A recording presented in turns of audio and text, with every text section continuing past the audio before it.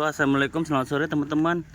Nah, ini adalah hasil eksperimen saya coba cangkok durian teman-teman.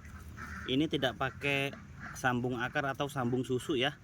Ini langsung dikerat, tidak menggunakan cangkok tambah akar atau cangkok susu ya, biasa disebut ya. Ini karena mau dipangkas sayang, ini eksperimen dan alhamdulillah ini langsung hidup. Ini adalah